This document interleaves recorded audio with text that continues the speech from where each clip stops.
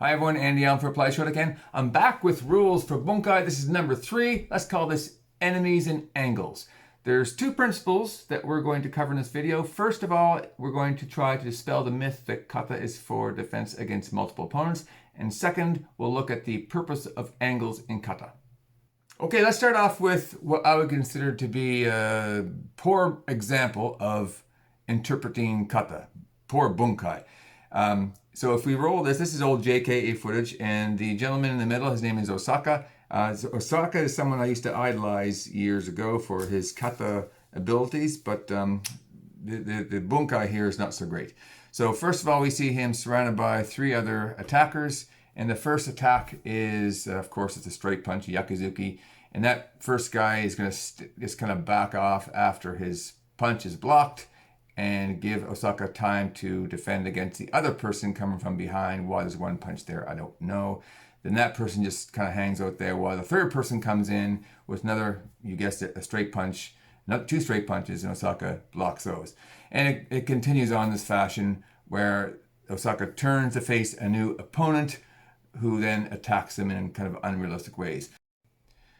Before we have a look at what Mabuni would have to say about all this, let's look at another sample of some old JKA footage. I'm not sure who the guy in the middle is, but the kata is Jian. So here he is surrounded by a few different attackers, and the 2 gentlemen on his left and right are going to attack simultaneously this time with a Oizuki Jodan and a Maigiri Chudan. He turns 270 degrees because, hey, why not make it harder? And he blocks with his Manjiuke. The puncher kind of just backs up and he counterattacks the person who kicked. And then the kicker backs up.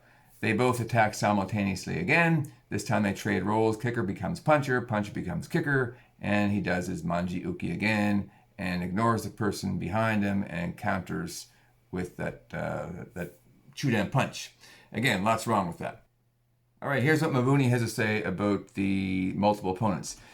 He writes, the meaning of the directions of kata is not well understood, and frequently mistakes are made in the interpretation of kata movements. In extreme cases, it is sometimes heard that this kata moves in 8 directions, so it is designed for fighting 8 opponents, or some such nonsense. I would like to specifically address this issue now. Mabuni goes on to give an example with Pinan Nidan, although you could use any particular kata for this. So he goes on to say, looking at the embusen for Pinan Nidan, one can see that karate kata move in all directions, forward and back, left and right. When interpreting kata, one must not get too caught up in these directions. For example, do not fall into the trap of thinking that just because a kata begins to the left, that the opponent is always attacking from the left. Mabuni continues, there are 2 ways of looking at this. 1, the kata is defending against an attack from the left. 2, angle to the left against a frontal attack. At first glance, both of these look all right. However, looking at only number 1, the meaning of the kata becomes narrow, and the kata, which in reality must be applied freely in any situation, becomes awfully meager in its application. Looking at an actual example, the 5 Pinan kata all start to the left and then repeat the same series of techniques to the right. Looking at interpretation 1, the opponent must always attack from the left, and while fighting that opponent, another opponent comes from behind, so the defender turns to fight that opponent. This type of interpretation is highly unreasonable. I don't know about you, but that makes a whole lot of sense to me. If we're actually using kata to help us defend ourselves against multiple attackers, then it should be telling us to find angles to avoid leaving anyone behind us. We should be making sure we move so we can see everyone in front of us, or at least in a periphery, never behind us. So to block 2 punches and then turn around and ignore them to face the next attacker just doesn't make any sense at all. So let's wrap up my rule number 3 for Kata Bunkai, enemies and angles. There's 1 enemy, he's in front of you. There are no multiple opponents. Mabuni made that very, very clear.